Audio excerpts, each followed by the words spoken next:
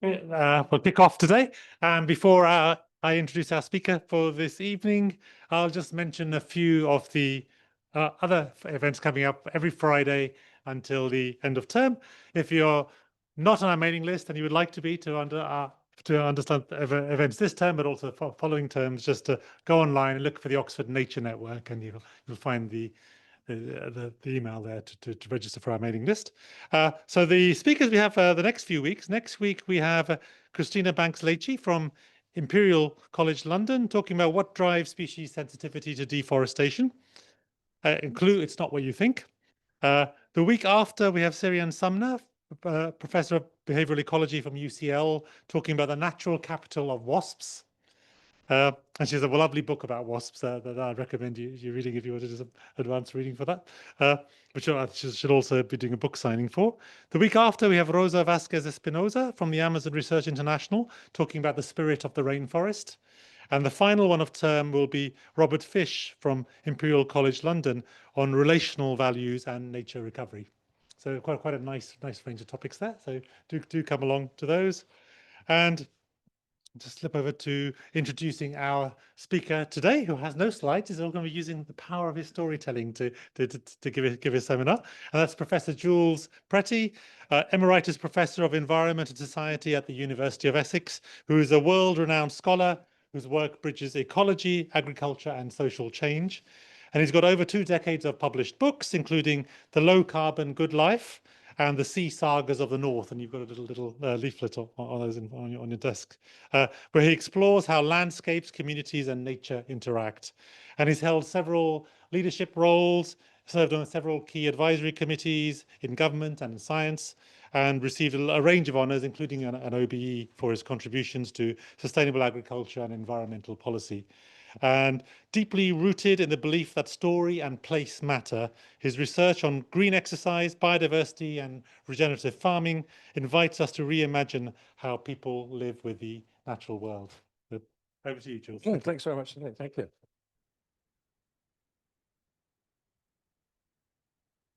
Thanks very much, Vinda. So it's just words then today. I'm going to refer to the 2 handouts, the 30 for 30 carbon one and the 30 for 30 nature recovery one, a little bit later on, and just talk through a kind of policy story about offering people lots of options from where they sit and why that matters. So I'll come to that in a later part of this afternoon's talk.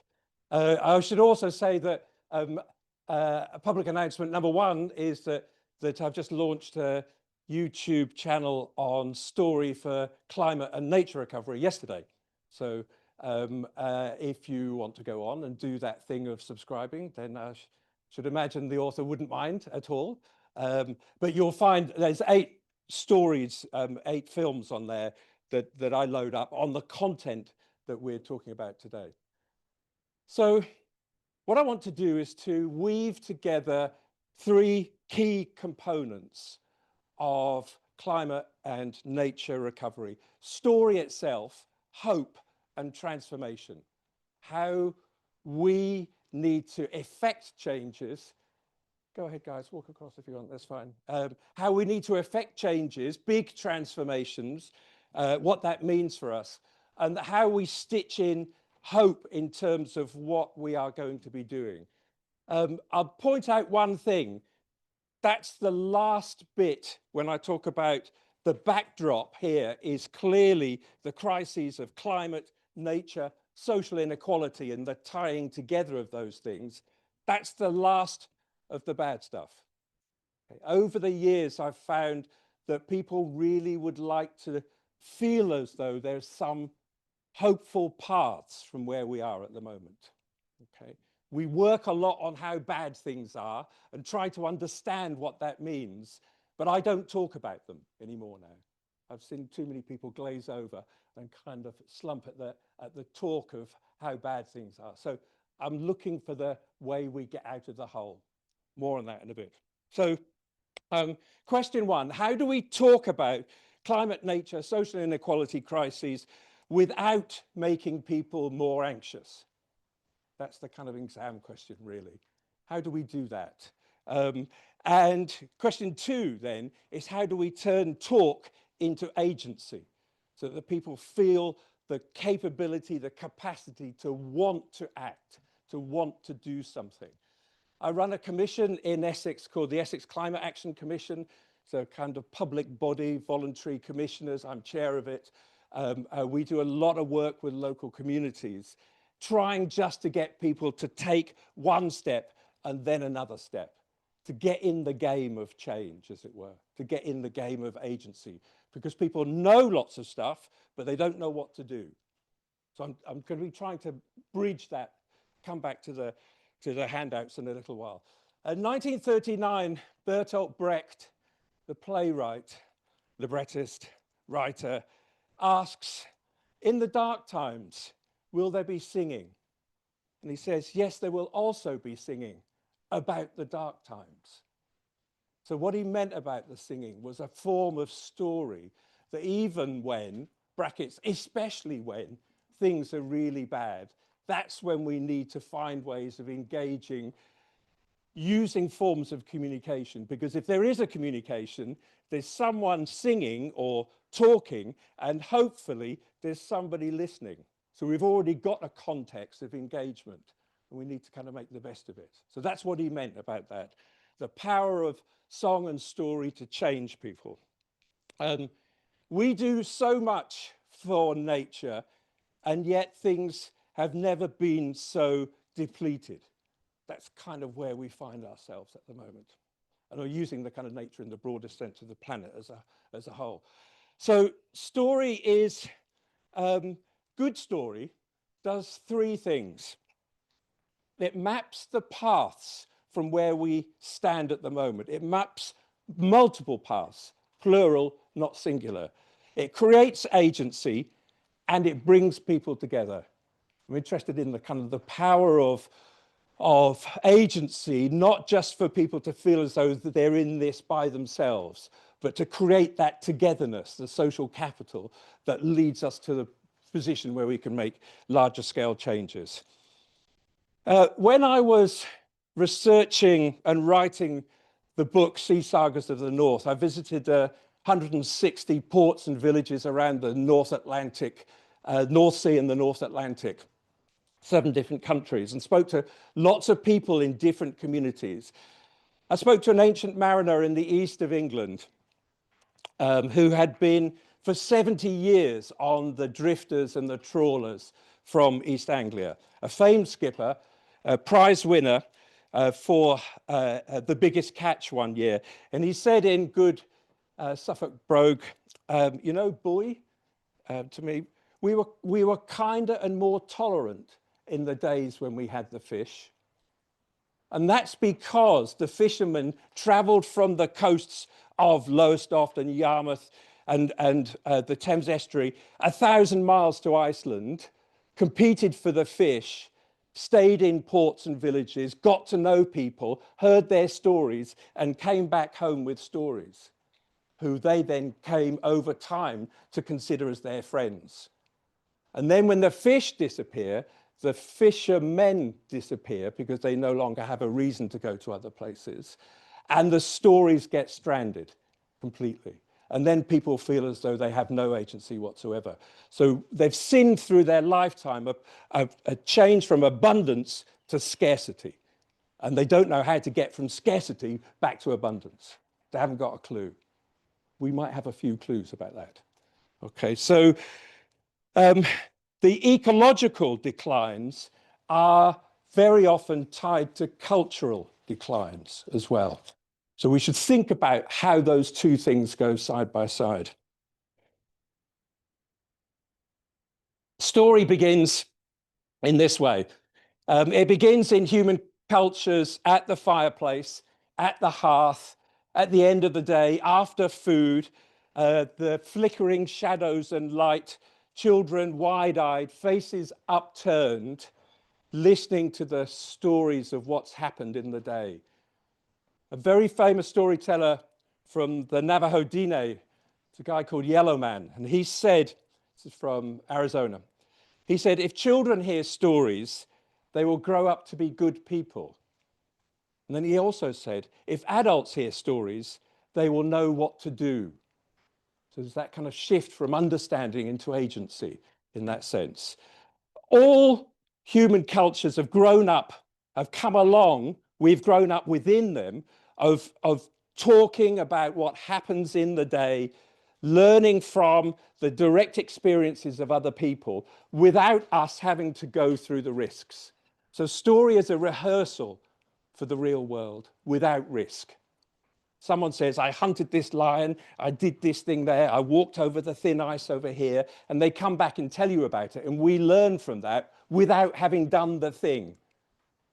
And that's what human cultures have always had. That's why we've been able to develop so rapidly, as story has led directly into understanding. All traditional stories have I think, three components. They have a moral component. There's something in there about right and wrong without telling you what's right and wrong. Okay? We can impute that from the behaviors of the characters in the story, whether they're people or whether they're animals. They contain instructions for living. They're rehearsals for the real thing, as I just mentioned. So there's instruction in there. And they also tell, and this is the really big one, I think, they tell of transformations. They tell of us starting in one place and going to a new place, not just in the outer world, but in the inner world as well. So the blockages, the challenges we face may be paradigmatic, they may be the way that we think about the world. What story's trying to say to us was, you might have thought this thing, but actually this thing over here is what should happen or what could happen. And that ping, that opens something up for us. There's a transformation. Ovid, 2,000 years ago, wrote his book of 200 metamorphoses about these sorts of transformational changes. It's a book that survives 2,000 years. So human cultures have quite liked it. They've got something from it. It hasn't disappeared, it's survived. You can think of it as a kind of evolutionary selection process. It's got us to this point. Those metamorphoses are about ratchets, changes where we go from one context to another one, and there's no going back. You wash your face in the sacred well, and you sprout antlers. Now you're a deer. That's it. Your previous life is over. You're now running from the hounds as the deer. That's one story of metamorphosis. Okay? You go from small school to big school, exactly the same. Big school to college, college to a first job. The kinds of changes that happen to us in life are those big metamorphoses, and there's no going back. We might wish we could be young and slim again, but we ain't going to be. We're heading for the big thing at the end, which is even more terrifying than everything, okay? Because you don't know what's on the other side. So this is the thing about transformations. What we need now to deal with these big crises of climate and nature are heroic transformations, ones where we do stuff that we've never done before, okay? So where are we going to get the strength to do that? Where are we going to get the power to do that? Well, perhaps from other stories that tell us about how people did it. The trouble that we face, one of the challenges we face, is that today in the Anthropocene, story is often taken to be an antonym. So children are chided for telling tales. A myth is often taken to equal a lie. A story might be taken to be a fiction and therefore untrue or non-credible in some sort of way. So we use this terminology both for the good, but also for the kind of dismissive. That's just a story. It's just something that's not that important. And yet, we might call a famous actor or a sports star a legend in what they do. We use that kind of language. Or we might have a lovely weekend, a gorgeous holiday, and come back and say, it was just like a fairy tale. So we're quite happy to use the languages in certain ways, but in other ways use them as antonyms to dismiss a construction of the way the world works. So if I were to say to you, these 4 words, you know what's coming. Once upon a time. Okay? So that's a signaler for a kind of story that's going to follow from that. A folk tale, a fairy tale, kind of language about something's now going to happen. So once upon a time, a girl is lying on the riverbank, a golden afternoon. She doesn't know what to do. She's a bit bored. And along comes a rabbit who's actually a hare, because it's the hare who's the trickster, one of the trickster characters that gets us into doing stuff. And the rabbit races down a hole and she follows him down the hole. It's a relatively recent story, 1857, Lewis Carroll. Alice goes from ordinary world up here into special world, into wonderland from the land here. So, and that's suddenly when all sorts of things happen. She takes one draft, gets tall. She takes another one, becomes small. She meets the Red Queen. The Red Queen says, why, sometimes I've believed as many as 6 impossible things before breakfast. Now that's a good way of thinking about the challenges that we face. Could we believe 6 impossible things before breakfast? And if we were to believe we could deal with them, well, there's your energy for the rest of the day. Starting the day by believing in being able to achieve impossible things. So fairy tales are always about imagination. They're amazingly resilient and persistent because we like that kind of jolt of imagination, of thinking about how people have coped with particular challenges that they face. Another girl, she's the trope from a lot of stories of Northern Europe, across Northern Europe, where there's the ash boy or the ash girl who grows up in the fireplace because that's the only place in the household that they feel safe, near the cook, it's warm, they can get some scraps of food. They are living in the cinders of the fire. So the tale of Cinderella, where she starts in the fireplace and then goes through a rapid transformation where somebody comes along, the fairy godmother, and rings a bell, and boom, she's on a new journey. And then the journey goes wrong, and then it comes right again. Cinderella is the classic tale of rags to riches. It's the most popular story in the world. There are 700 different language versions. There's one strand of them that starts in Tang, China in the 700s and comes from there. There's another version that begins in Egypt where the girl is called Rhodopsin, and she's the red-faced girl whose slipper is taken by an eagle and dropped into the hands of the king. The China one starts with the reason why Cinderella in that story is the only one who fits the slippers is because her feet have been bound. Her feet are really small. So she's the only one who fits the slippers. So culturally, it has a different kind of thing, a behavior, a choice that lasts 1,000 years and then disappears in a generation in the last century. So Cinderella has this transformation with hope. You're in a hole, you get out of a hole. In fact, she gets out of a hole and falls in another hole and comes out again. And you could argue some versions of the story have her starting successfully in the family and then being rejected to the fireplace. So she starts in a good place and then falls in a hole again. Kurt Vonnegut, the American author, there's a gorgeous little clip on YouTube, of course, of him talking about the structure of story with a chalkboard and a piece of chalk. And he said, this is the structure of story. He draws a line and he does a curve like this, and then he draws the curve coming out again. He said, people love that story. They can't get enough of it. This is what happens. Cinderella starts here, falls in the hole, gets out of the hole. There it is. That's the structure of story. And story that's very good has lots of holes and lots of occasions when the narrative arc goes down and goes up again. Those of us who are interested in nature recovery and climate recovery, our focus is we're in the hole already. We don't need to talk about how we got in the hole. We kind of know that. Now we need to talk about how we get out of the hole. That's the central arc, the narrative arc of all good stories is we're in a hole, we get out of the hole. And then it's kind of how and what happens as a result of that. And is there another hole waiting? Yes, of course there is, because Act 4 is even worse than the first hole that you fell in. There's always something waiting around the corner.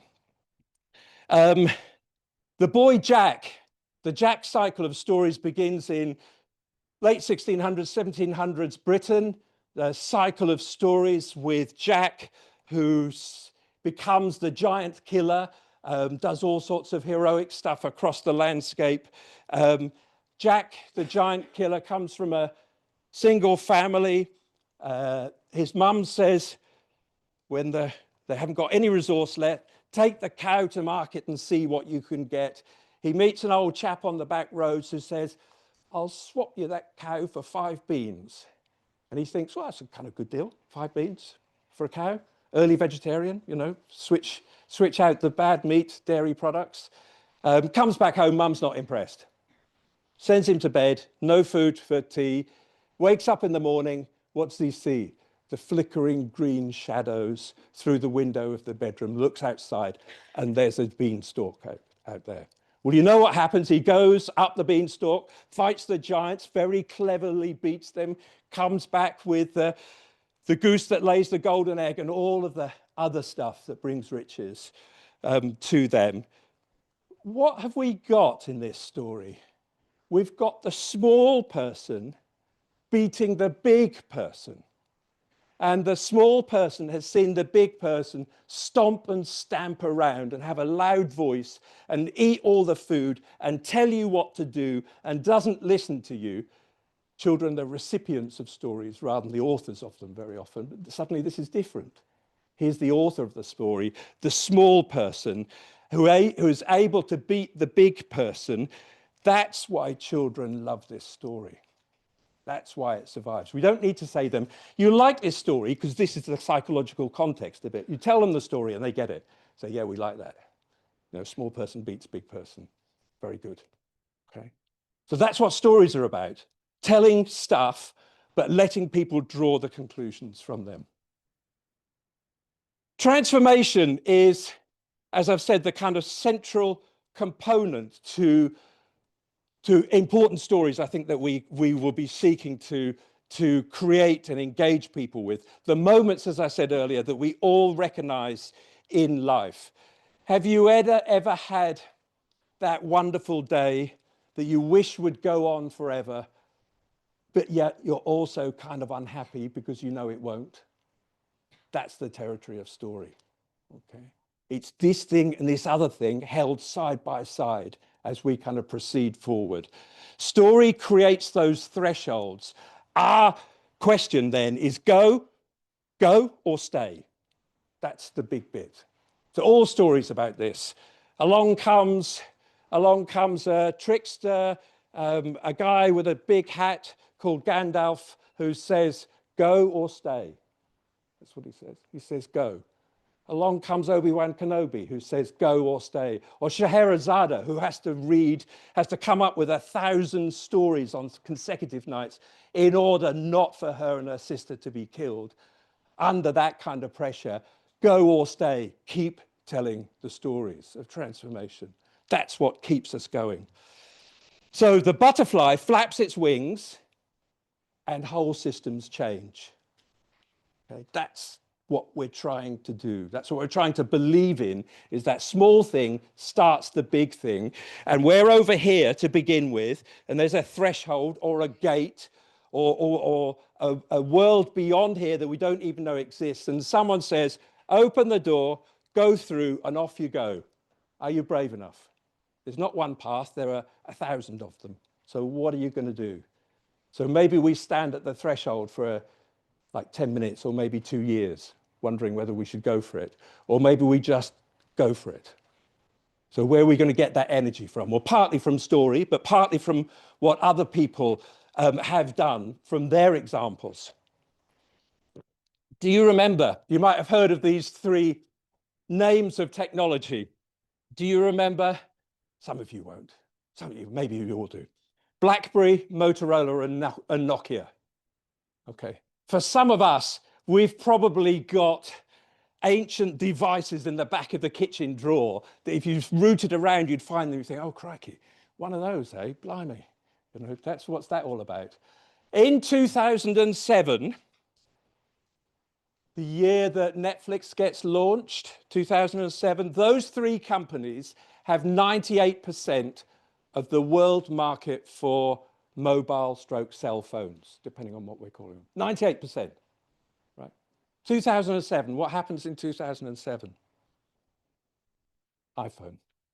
You got your pods in, so you've got to, you know that answer already, Stephen. 2007, iPhone gets released. What do those people in those three companies think? They think, it's a pile of rubbish, isn't it? Rubbing your finger across the screen when you've got all of this stuff that we've developed over years. So they ignore that. Within 5 years, those three companies have 3% of the world market. Bam! They not only didn't see it coming, but when it came, they still didn't see it. So that's one of the kind of examples of change. We can look at technological change because very often it's easier to map it and to look for that transformative moment, even though somebody might have spent 20 years developing the technology kind of secretly in the background. So it's never at the moment of release. But we can look at those technological changes and say, oh, that's kind of interesting. Go or stay. Bam! Okay. Everything's suddenly changed because of this kind of one thing. So what are those one things that we're searching for? Policies, ideas of organizing people, ways of coming up with understandings of habitats, ways of getting people to get off fossil fuels, all of that kind of stuff. Here's another little question for you. What links these 7 countries? So you're looking in this direction, Iceland, Norway, Albania, Bhutan, circling around the world to Costa Rica, Paraguay, Uruguay. Iceland, Norway, Albania, Bhutan, Costa Rica, Uruguay, Paraguay. And if you really know the answer, don't give it away straight away. It's a bit unfair to say that, isn't it? What do you think? Oh, yeah, and lots more, apparently, yeah. No, good shout, Stephen. Well, that's a good shout, actually. Some of those are, definitely, yes. But that's not the thing I'm looking for. Sorry, Costa Rica doesn't have a military, Iceland doesn't, but the rest do. They're all kind of small, which I think actually is interesting, because that's a political kind of element to it. Anybody willing to have another shout? Yes, yes. That's part of the story. I'm looking for something specific. Some of them, but not all of them. Okay. Actually, that may have framed their policy that I'm thinking about here in particular.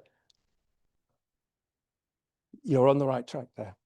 So their electricity systems are 100% from renewable sources. Those 7 countries. So they are using some fossil fuels, particularly to drive vehicles, but their electricity systems are entirely renewables. And it didn't happen by accident. They chose to do it. Every single one of those countries. So Albania in 2016 was almost all reliant on fossil fuels, gas, particularly from Russia for its electricity, decided they wanted to get out of that for political reasons. Invested in hydro in particular, but also solar. Now 100%. Almost next door, but not quite. Next country but one. Serbia, 0.2% of their electricity comes from renewables. Okay. They're completely dependent upon gas from Russia.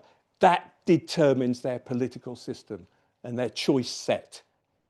Albania wanted to get out of that restricted choice set and invested. So with all of those, you spend money to create the kit, and then you get the energy for free, effectively. Marginal cost of renewables is almost zero, minus the maintenance costs. You make the transition, and suddenly you can change.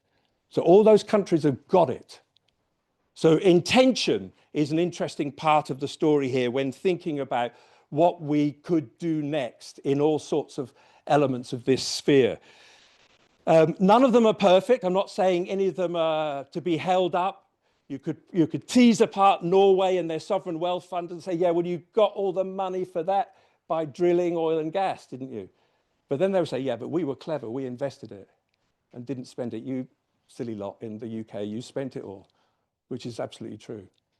So, I mean, the choices there are, so there are ways that you can tease this apart, but the central bit is the choice set and the intention. So transformations are always about some form of kind of alchemy. You're trying to take something small and to make it big. So it's Alice in Wonderland again. Small, big. Take the potion. Okay, can we do that?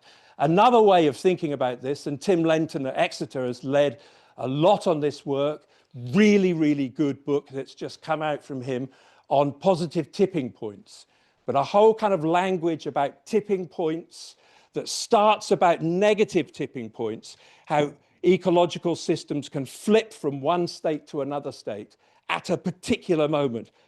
Slow linear change, and then boom, the whole system flips to some other state and we ain't going back. So that's where the tipping point language comes from. And we kind of understand it when we're thinking about permafrost or ocean currents or Arctic ice or a whole bunch of other areas. I think there are 18 big foci for negative tipping points across the planet that people are focused on at the moment. But Tim and others are trying to create this language about saying, actually, there are positive tipping points that we can think about here, whereby we might start small, butterfly flaps its wings, a country says, we want to be 100% renewable in 5 years. Okay, go do it. That's it. Okay, bam, whole system changes. So positive tipping points are part of this kind of territory. They tell us what could happen. This is a tipping point. You're lying in your bed and a pebble strikes the window at midnight. Plink. Your world is just about to change in some way. Is it good or is it bad? You're going to go and investigate who threw the pebble or not? That's the kind of thing that happens in story, right? There's a thing happens, you didn't see it coming, bam, it happens, and now choices. Maybe alarming ones, maybe horror, maybe not. Maybe it's an old friend who's come back again and it's wonderful. But that's the kind of territory of story. The pebble strikes the window at midnight. Let me turn a bit to a little moment or two on kind of regenerative cultures and economies. This was the subject of a paper that EJ and 29 co-authors of ours was led. So on the back of the 30 Actions for Nature Recovery, the QR code is the link to the paper. The paper's called Regenerative Good Growth. It was published earlier part of this year. And we were trying to make a point about good growth and bad growth. So bad growth is measured by GDP as being full of good things. You pollute the river, you have to spend money to clean it up. That all goes on the positive side of the balance sheet when you get to GDP. And we all know that's kind of nonsense. We've known that from the 60s, but we still do that. We're still following a pattern of growth that causes external impacts upon other systems, what economists call externalities, negative externalities. What we document in the paper is remarkable progress, expansion of a whole range of things, sort of secretly, because very often they happen from the ground up, that not necessarily these national policy decisions, and reducing costs coming down within countries. Kenya used to spend 50% of its national income on importing fossil fuels to create electricity. Kenya is now 97% renewable. You could pretty well, I could have included Kenya in that list of 7 countries, but it's not quite 100. It's 97%. Okay? So now it's not spending all that money on importing fossil fuels. Now it has other choices. It's still burning gas and diesel and fuel in vehicles, but then you have a second stage of the process is then the electrification of the fleet, and then you have to kind of think about that next step. But suddenly they've got the resource that they didn't have. Now they might make these decisions or those decisions, that's for them. I was going to say right and wrong, but it's not as simple as that, is it? But they've suddenly got resource. So regenerative cultures and economies open up resource. So we document a whole range of stuff on regenerative ag, social groups across the world, renewables, the growth of electric vehicles reaching a tipping point. Electric vehicles in 2010 in the world, there were 3,000 of them. This year, there are 60 million. The doubling period for electric vehicles in the world is about 1.5 years. That's what Tim and his colleagues have calculated. There are 1 billion vehicles in the world. So in 1.5 years, it will be 120 million. In another year and a half, it will be 240, 480, 960. So in 4 periods of 1.5 years, 6 years' time, by 2031, if the growth carries on in the same way, they will have pushed out all gas and diesel burning vehicles in the world. That's a blink in the eye. All right, maybe it'd be slower. Some of these have got S-shaped curves. Yeah, it'll slow up a bit. But once we reach a certain point, it is inevitable that we stop burning gas in vehicles. It becomes renewable energy through electricity. Public opinion has changed a lot. And just to focus upon where we might be thinking about who are we going to focus upon when it comes to the sorts of changes that I was telling you about earlier on. So maybe it's not everyone at the same moment. Maybe it's people in different kinds of contexts. So there's a rule in economics. It's not really a rule. It's a kind of guideline called the Pareto rule, the 80-20 rule. So once you get 80% of a market, or 80% of people thinking in a certain way, or 80% of businesses acting in a certain way, that's your tipping point. Your target is never 100%. Once you get to 80, the system flips. So that's what's called the 80-20 rule. When you look at public opinion in most countries in the world, there has been a dramatic change pre-COVID, sort of in the kind of period after Paris Agreement in 2015 through to the pre-COVID period. Most countries in the world were around about 50, 55%, maybe 45% of people thought that climate change was real and it was caused by humans. So 5-6 years ago, that was where we are. A big study and multiple other public opinions. There was one published a few months ago of 150,000 people in 55 countries. It's now over 80% in all countries that are surveyed. People agree that climate change is real and that it's caused by humans. Those two things were often separated in the past. People say, oh yeah, it's real, but it's not caused by us. Okay, those two things have suddenly come together. It's now in the 80s. The country with the largest proportion of people who think both those things in Europe is Italy, 92%. UK, 83%. Ireland in the top 80s. Just about everywhere we look at this, we find we've shifted above this 80% rule of change. So that's interesting. And I say to people, I run story masterclasses, talking to local communities. People often come at the end, sort of kind of quietly and say, what should I do about my neighbor? Or what should I do about my uncle or elderly relative? It's usually a male, problematic, making a particular point within the family, saying all of this is nonsense, and it's some young person. I've had young people in universities, young people in schools, broken apart by the narratives within families. Okay, and it's often led by one really stroppy person who wants to exert their power a bit. And I say, ignore them, because they're in that 10 or 20% at the far end. We only need 80% to change whole systems. So just ignore them for the moment. Okay, let them come along later on. Don't give them your eyes. Don't give them your energy. Just let them go. In fact, I have a kind of separate line, which is actually everybody's on this journey. It's just that some people haven't started. Okay, and we can just let them go. All right, just let them be. Focus on the 80. So when we look at that 80, actually, there's 10 or 20% of people who are already doing stuff.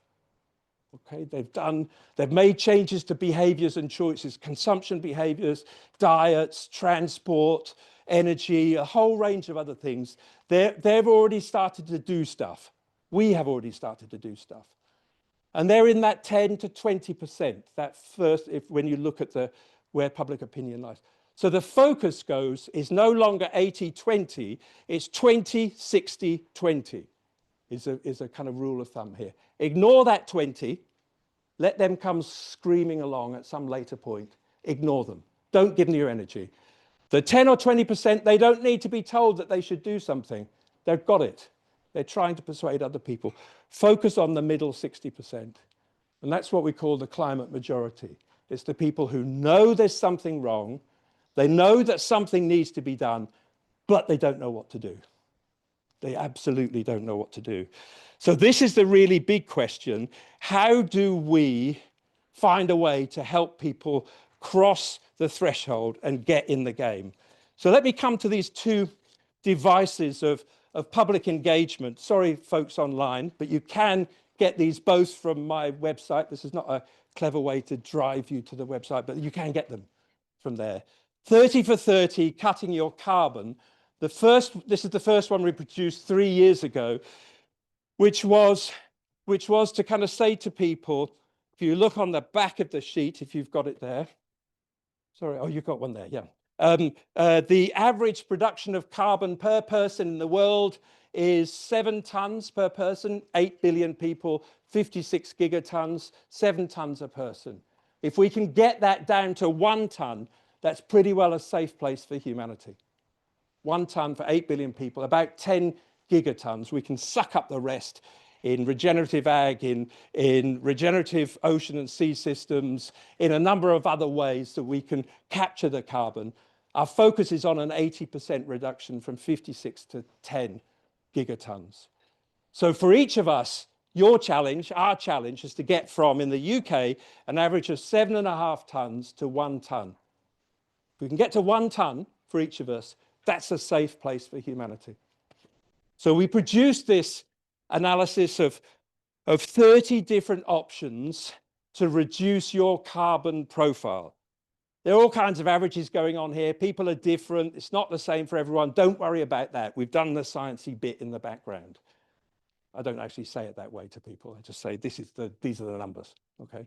So if you shift towards a vegetarian diet, you're going to save 0.6 of a ton per year on the average for people in the UK. Vegan, 0.7. Right. If you switch your energy supplier to guaranteed renewables, in other words, not the big companies, that's going to save 1.6 tons per year straight away. So the central point here is 2. 1, offer lots of options. 2, let people choose. Okay. 3, actually, is let people disagree and still be in the game. So when I talk to groups of farmers, livestock farmers, they usually get really shirty at this point because I put vegetarian and vegan diet at the top of the thing. They think that's the most important. And they say, well, you know, that's going to mean the end of our business. So I might think it is, but I'm not going to say it to them. But I said the point here is that I'm trying to create a choice set that allows people to find one thing.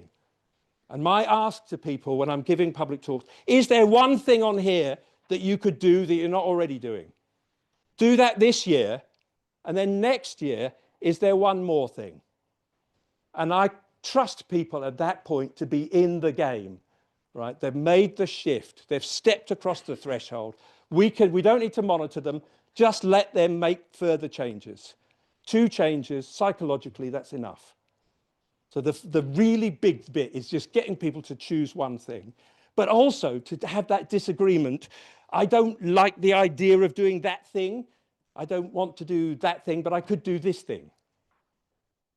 And then there's some kind of metrics here to give people a kind of help with the choice set. Planting 10 trees takes 10 years to save 1 ton.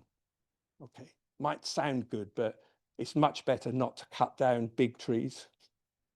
We all know that. So that's the kind of story behind that bit of it. So that we're leading from these things into choices for the next stage.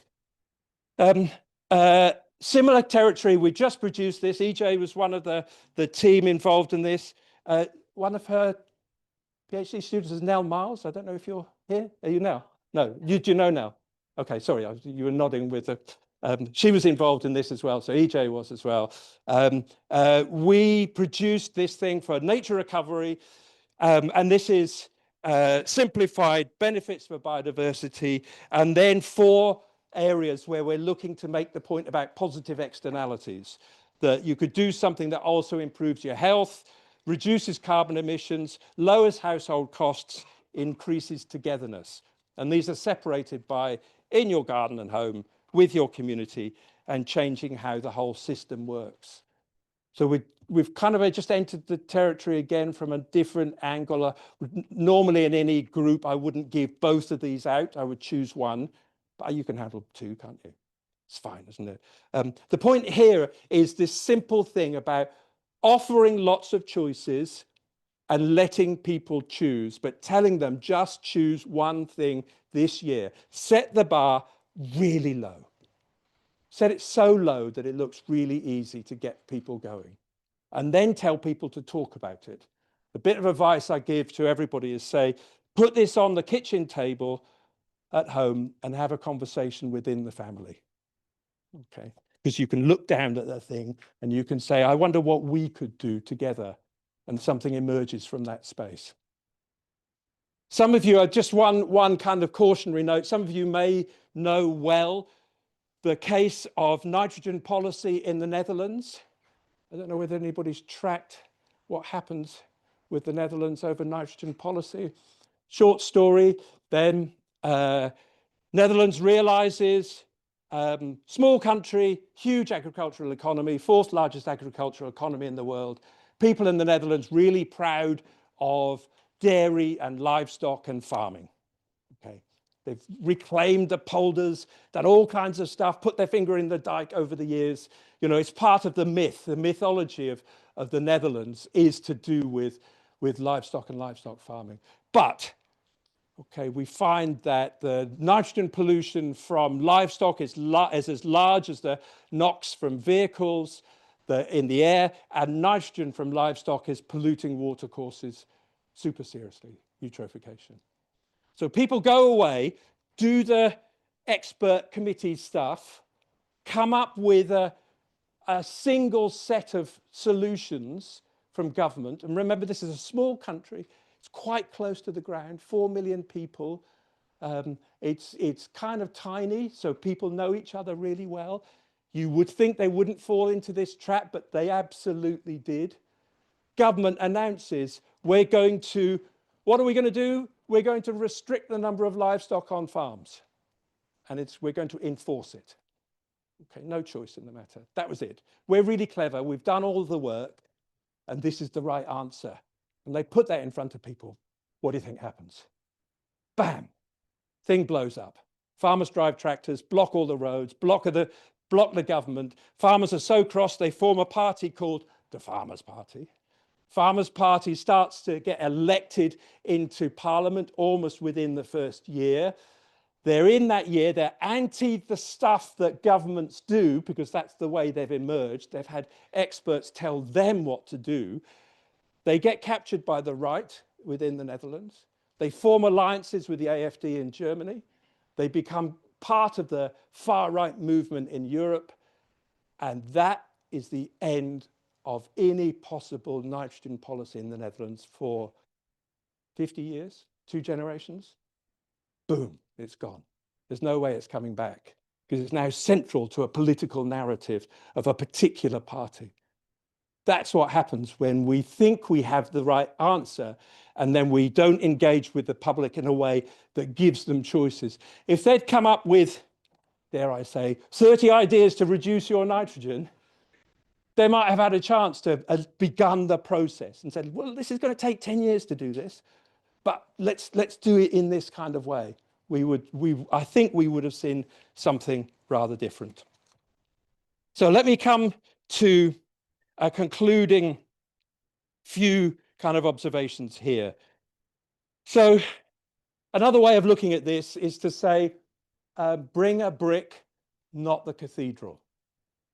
That's what we need to do when thinking about these sorts of changes. Bring the small thing, okay, and let people build the big thing from it. In other words, kind of be willing to give up some kind of power and strength in all of this. It's the butterfly effect again. The challenge that we face, and I don't think any of us know what the answer is, we need to move fast, but we have to bring along the public at the same time as moving fast. So we know that we're building towards negative tipping points. We want to encourage positive tipping points, and we want it to happen fast, but we've got to pause and let it go slow enough to bring people along. That's really difficult. Okay, we have to talk it through so people understand what it is that we're trying to do. It's the butterfly effect again. Martin Luther King, 1958, said, well before civil rights movement gets going, the arc of the moral universe is long and it bends towards justice. So he kind of saw this narrative arc, right, and said, yeah, we get there, but it will take time and it might well be really messy to get there. Final two little observations. This will feel like, it does feel like at times, pushing a rock uphill forever. So there's another story that comes from ancient Greece about the myth of Sisyphus. Myth of Sisyphus, Sisyphus pushing a rock up the hill. This is going to be hard. So Sisyphus is the good king of Corinth. He diverts water that the gods have stolen back to his people, to their gardens and orchards and their temples. And the people are really pleased. He gets a little bit carried away and he chains up death. And Hades is really pissed off because there's nobody coming through his halls anymore. They're a bit empty because Sisyphus has chained up death. It's kind of stopped for a while. So Zeus sends Hermes, the minor god with the gorgeous golden sneakers. And Hermes comes to Sisyphus and he says, not so fast, pal. Said, you can just push a rock uphill today, tomorrow, forever. So that's the kind of central story. And we don't see any kind of way out of it. But 2,000 years later, if you go and talk to Sisyphus today, because he's still pushing the rock uphill each day, he says, well, it's not so bad, actually. Okay. It is a big rock, but I get 3 meals a day. It's good. I'm working outdoors all the time. That's fine. It's the Eastern Mediterranean. It's pretty nice most of the year, you know, gorgeous views. And at the end of the day, when you get to the top of the mountain, there's always a lovely sunset. And then you just push the rock back down and it goes down by itself. And then he says, and you know what? Tomorrow, I know what I'm going to be doing. So we could take these stories and just turn them in certain kinds of ways to deliver a different outcome. All right, the myth of Sisyphus is written in a different way. That's me saying, yeah, okay, you know, it was not so bad. Perhaps it's not so bad pushing this rock uphill.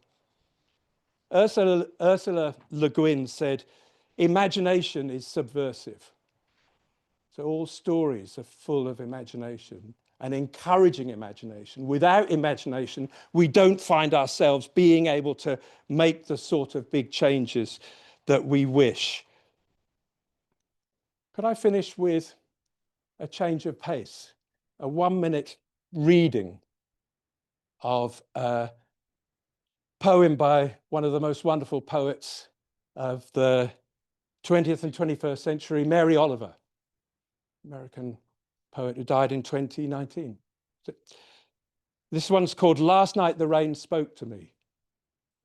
So I'll just read this and then we'll stop. It said, this is it. Last night the rain spoke to me, slowly saying, what joy to come falling out of the brisk cloud. to be happy again in a new way on the earth.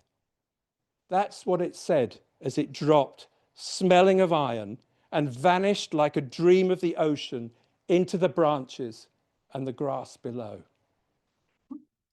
Then it was over. The sky cleared.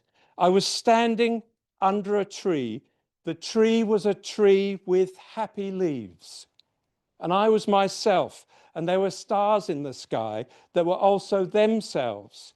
At the moment, at which moment, my right hand was holding my left hand, which was holding the tree, which was filled with stars and the soft rain. Imagine the long and wondrous journeys still to be ours. Thank you very much, everybody.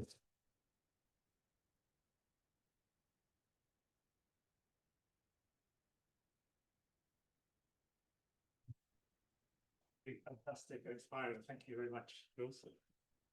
We could open up to questions, reactions. I'll quickly pass you. This is for the online audience. Oh yeah, you need the mic so that Stephen can pick it up on here. Hello. Hi, Jules. I see. Oh, I see. No, he's picking it up on there. Yeah. Imagine you're speaking into it. Yeah. Hello. I work professionally on developing narratives for climate change, especially with people who are hard to reach. Yeah. And something you haven't talked about is in this kind of archetypal narrative is the role of heroes and enemies. Mm. And something which I find repeatedly with people is that they start filling the enemy role in ways that affects how they respond to climate change. Mm.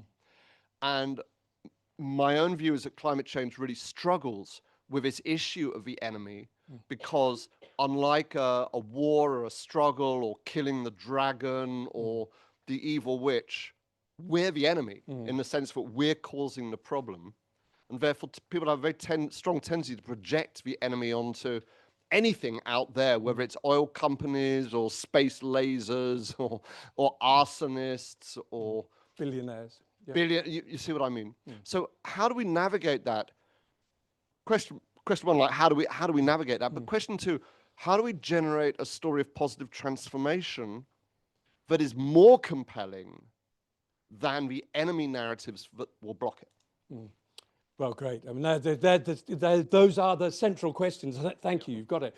The first one is I think we perhaps have to start with ourselves, and I'll repeat a point I made earlier, which is I think we have to assume, are we big enough to assume that everybody's on this journey? It's just that some haven't yet started.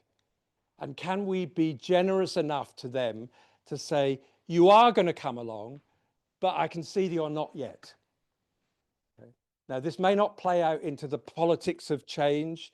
It's that was severely tested by kind of righteous, strong, populist views on the other side that simplify things into one view and another view. But I think that's where I would start. I would start with a kind of generosity of spirit, a kind of kindness, and then to tell stories where that thing is the thing that causes the change, rather than the activism. Now, there's a lot of examples where the activism was utterly necessary. I don't think the changes to slavery or to the suffragette movement would have happened without activism that caused a lot of anguish amongst the powerful. So we can discuss that at length. But I think I would be starting from saying, let's try to kind of create a larger field of engagement of people, a bigger tent, a broad church, all that sort of metaphor, and say we're in this together. And it's not just people on one side of the aisle and on the other side. There are people in that corner doing these things, and there are people in that corner over there doing those things. And yet we're all part of the same game. And I think we just have to keep working at it. Keep kind of trying to say, yeah, that's how we do it. And then to the second point, I would say, just use lots of examples of positive change from other places and other kinds of stories like the mobile phone shift in technology, like the growth in electric vehicles, like the emergence of 8 million social groups across the South, the global South, 240 million members of land-based social groups that are changing the way that land and forests and water is being managed, a complete dramatic transformation. Can we tell those sorts of stories in a way that people go, oh, that's kind of interesting? Final point I would make to this is within Essex, where I run this Climate Action Commission, we're really interested in trying to form energy communities.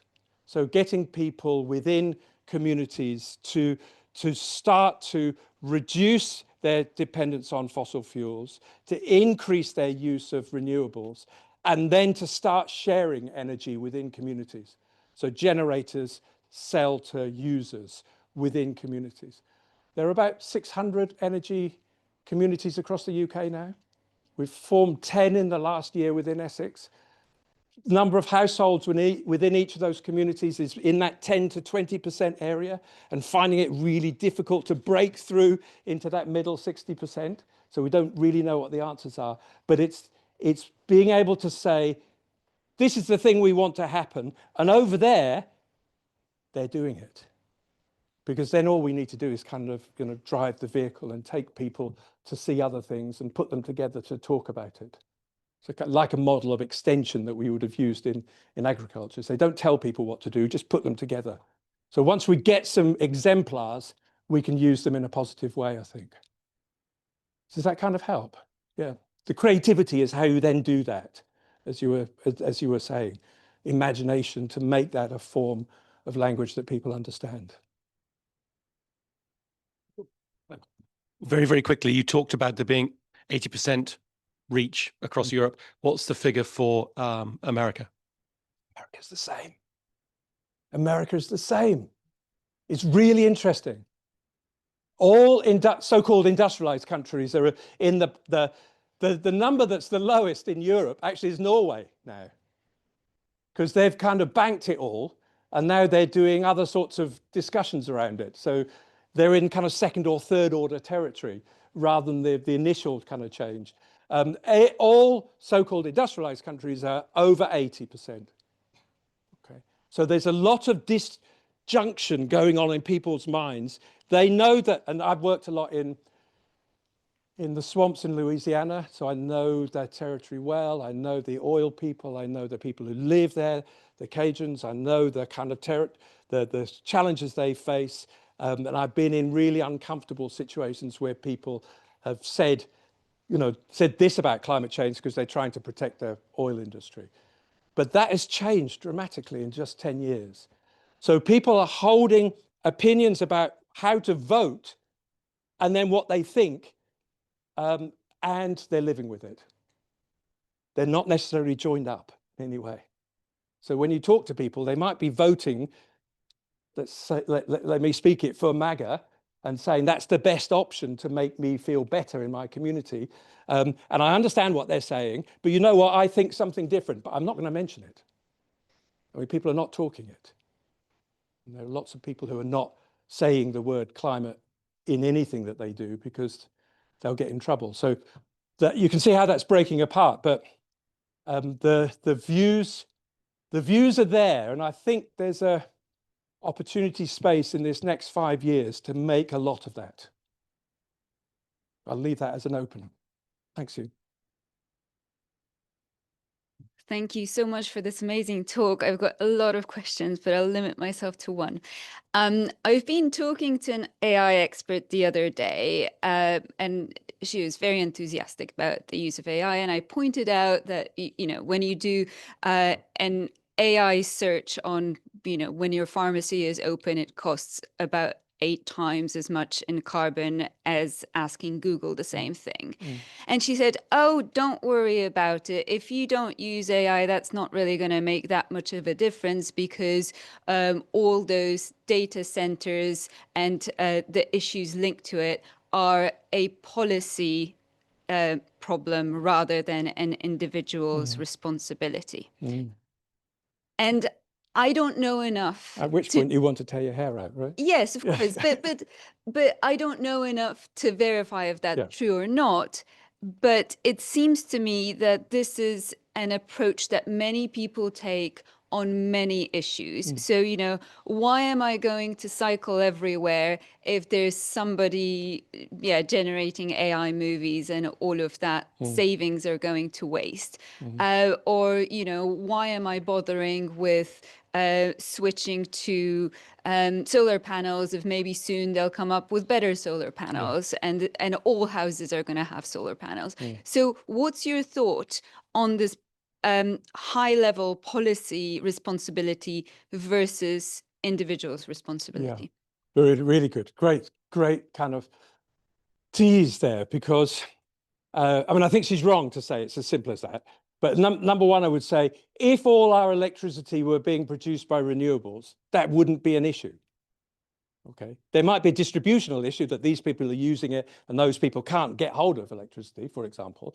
That's often widely the case, isn't it? But electricity doesn't have to come from fossil fuels. Fossil fuels are already obsolete. They will disappear and be replaced by renewables. There's just too much evidence of that to suggest the opposite.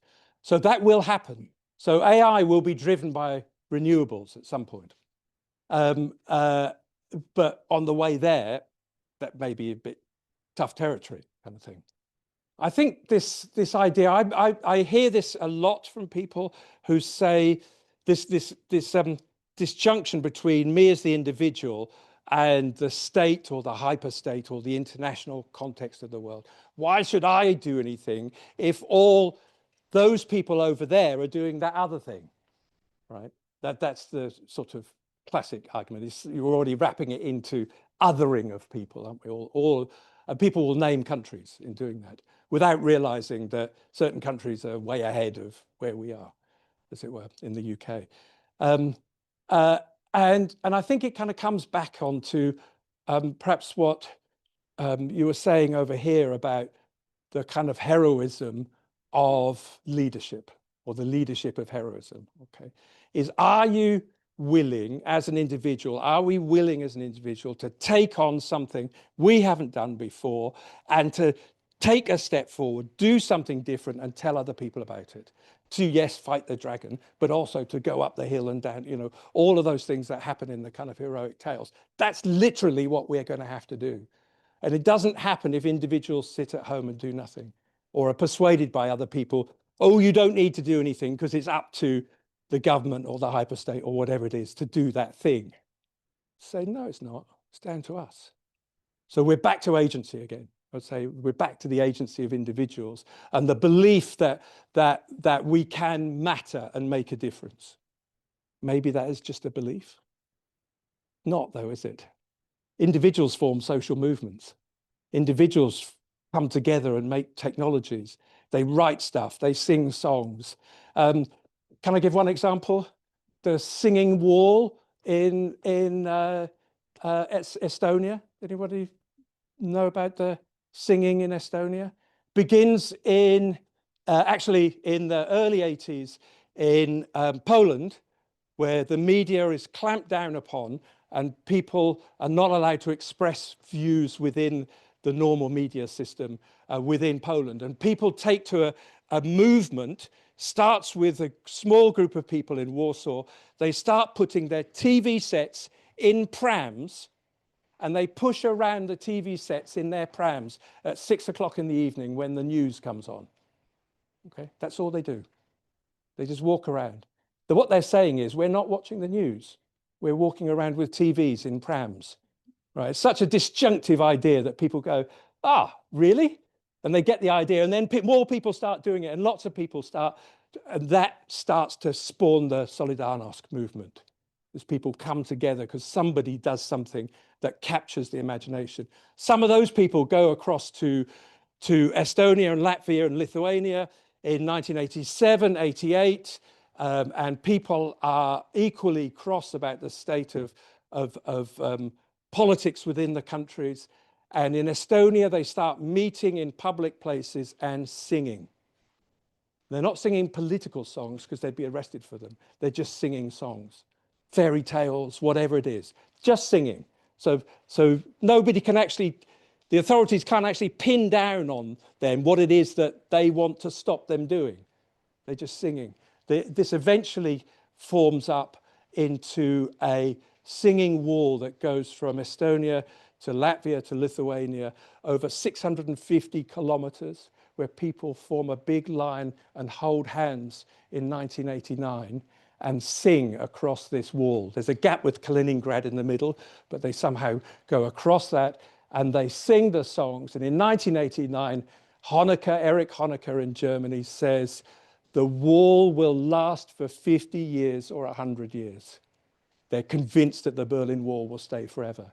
And that he says that in August, and then November it's down, it's gone, because of these kind of movements. So someone says, let's go and stand in the square and sing. Someone has the idea. And then you end up with a wall of people 650 kilometers long. I mean, amazing, what an installation. No pictures of it. So I would say that we have to believe that that's possible and tell stories about it, which I've kind of done there. Yeah, thank you again for the talk. I had a question about the idea of heroic transformation and like change, and the way that there is still a loss associated with climate change, and there's a lot of people deal with like climate grief, and sometimes communities are even built upon the discussion of the grief or the discussion of the loss. And I was wondering, how do you engage with those spaces in this idea of let's move forward, let's get out of the hole? Sometimes, like, how do you balance also talking about the role of the whole? And so do you feel the need to, and then if you feel the need to, how do you engage? I think definitely we need to, because we're already in the hole. Yeah. It looks different in different places. It looks different in the delta of Bangladesh with tides coming in. It looks different in Tuvalu. It looks different on the Essex coast, where yesterday there was a massive tide because of the full moon. And people are kind of looking out and getting scared. They're thinking, we're in a hole here, but we don't know what to do. So it looks and feels at one level different due to the substantive component of the thing. But then how we make that happen, I think this is kind of pretty nascent. It's not that well developed. We can talk to people. I do a lot of talks to people, but it's nothing like a majority of people. We've got to use other methods, online, social media, films, other kinds of ways of engaging with people to make them feel part of something. And I think that the trap, the danger is, I would say, the danger by the side of the road when we're on this journey is the temptation to tell people what to do, right? So that's the bit we've got to avoid. Story, I mean, there's a problem here because we talk about storytelling, and actually the telling is kind of part of the problem. It's story engagement. It's story kind of about the kind of complexities of the world, the challenges. I do a lot of work for wildlife trusts on helping them to kind of understand story. And we spend quite a lot of time talking about the honesty of vulnerability. Is be vulnerable, okay? In your videos, rather than talking about how brilliant you are, talk about how badly it went wrong to begin with, and then how you got out of the hole. And suddenly you get this narrative arc that's just kind of lovely. But I also know that a couple of them produced gorgeous videos of change, and even within their organization, senior people said, we can't be doing that. We can't be talking about where we made mistakes. People don't want to hear that kind of thing. So then you've got another whole debate. Say, actually, you do? Because people like vulnerability? Because we're all vulnerable. We like it when our friendly institutions talk honestly about vulnerability. So I haven't got a simple answer to it, but I say this comes out of the engagement and talking about it. So it's pretty. I'll take one online from your collaborator, EJ. Oh, great. Who says, EJ, hi. Inspiring talk, thank you. What do you think of our role as scientists should be? To get out there, talk directly to the public and moving into more creative modes than we're used to, or collaborating with others who are more able to speak in that way? Well, I think I'd say both, actually, as a kind of setup there, EJ. It is both. It's kind of, you know, there's lots of public engagement methods, café scientifiques, engaging with public, with existing institutions, talking to WIs or parish groups or to others. I think we have to put in the hard yards to go and talk to people. It's fun, it's inventive, it's creative. I always learn something different when I talk to local people, because somebody raises something that I hadn't thought of. So you go away feeling as though you've added something to the process. So I would say find ways of engagement, and of course work with others. I mean, kind of, sure, work to find. I have a phrase which we used a lot in public engagement at Essex, the university, which was to try to find ideas that improve lives. So a really simple kind of motto, ideas that improve lives. And if you can't say that the thing that you're working on will improve your life to an audience, then people are, they might be just kind of, yeah, that was kind of interesting evening, but it's not relevant to me. But if you can say, this thing I'm working on is really interesting for these sorts of reasons, and this is how it's going to make your life better, you've got to do that translation bit, then you might hook them. They've got something, right? But if we don't do that bit, that's when we often fall down, I think. Ideas that improve lives. Great. We'll take these two as the last two, and then. Okay. Oh yeah. All right. Have to wait for the mic. Oh yes. Oh, that's right. There's an incentive to stay towards the end. No, seriously, if you need to go, that's absolutely fine. Thank you. My question is, for journalists and media professionals, do you think that they have an ethical obligation to frame their storytelling in this more positive, productive way that you've been describing? And is that line of thinking kind of at odds with the established idea that like a journalist with integrity would present the facts as objectively and as balanced as possible? Well, you can never tell everything in one story, can you? In fact, if you try to crowbar everything into one story, you lose the story. So good story is defined in part by what's been left out. So I wouldn't say you need to put everything into that kind of space, you know, to present the facts objectively, because there's subjective choice in choosing the objective facts that go in the story. And the good writer is able to choose the ones that people engage with, but it's a personal choice to write it in that kind of way. So I don't think there's a kind of moral dilemma there about that. That's what you do when you're writing or making films or putting, you know, clips on TikTok or Instagram, whatever method you use, you're presenting things. So I think we need to believe there's a kind of truth in that is kind of supportable. But I do think there's a big gap and a big desire for this, for positive things. And personally, I would say resist the temptation to say how bad things are. You know, like it's all terrible. All the species have died. All the moths have gone. The whales have disappeared. You know, kind of whatever. Just begin it with another way. Take that as given, right? And just go straight into something about getting out of the hole. And see what it feels like. It feels really different. Don't even frame it with how bad it is. Just go straight in to that bit. It feels just very different. So I think that's the challenge that I would say that we face us. I would also say, look at how other people do it, this kind of storytelling. Look at comedians. You know, vulnerability, standing up in front of people, telling stories, making them laugh. There you will learn a lot about how other forms of storytelling work, and see if you can kind of stitch that into some of what you do. I find, I do read it, I find some of the sort of so-called climate literature just really awful. actually, really, really bad. I don't like it. I don't think it's well written.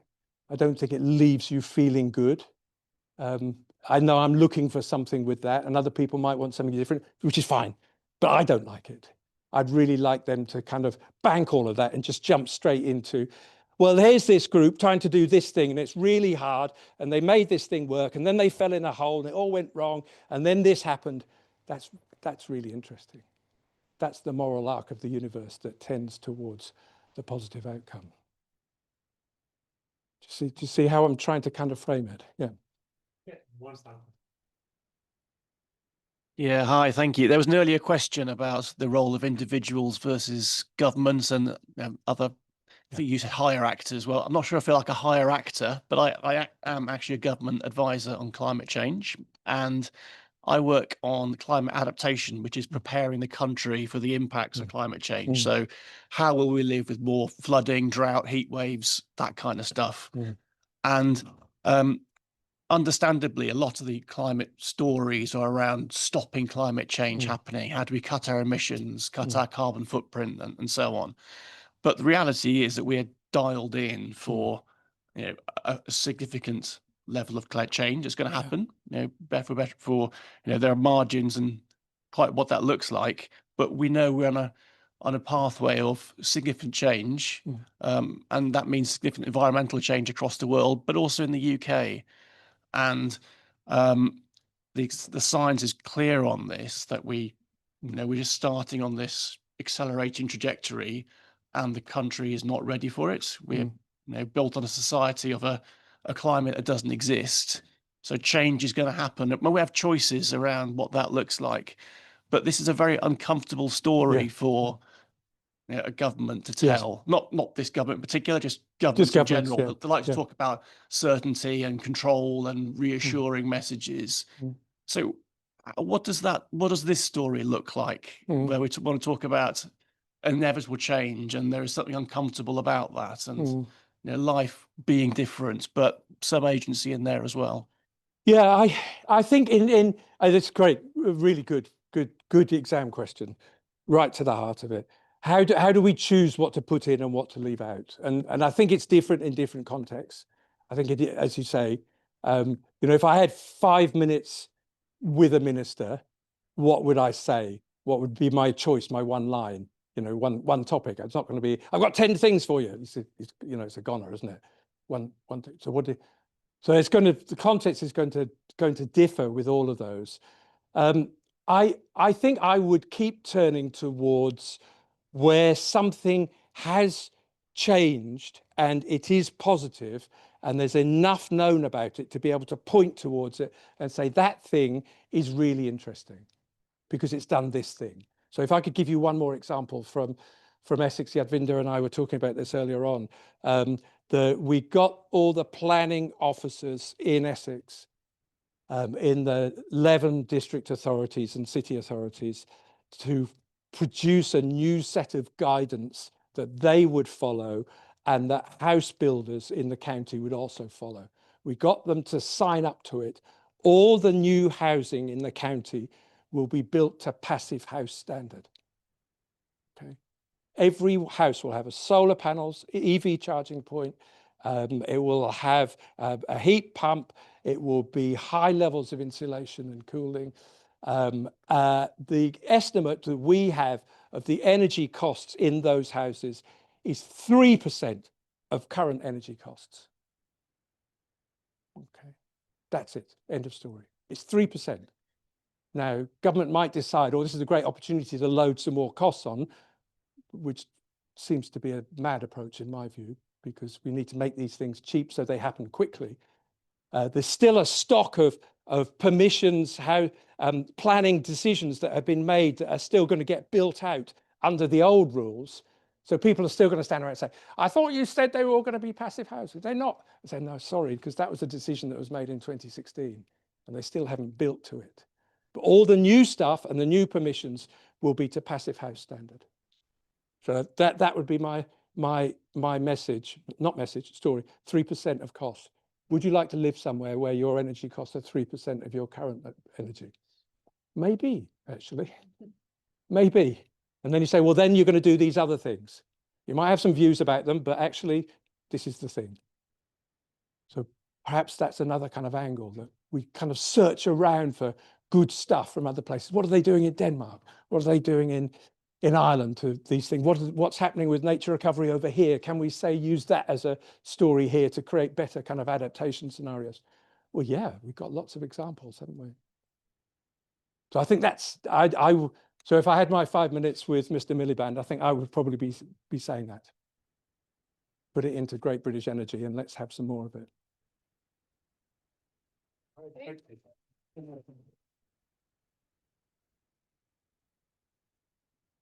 Thank you.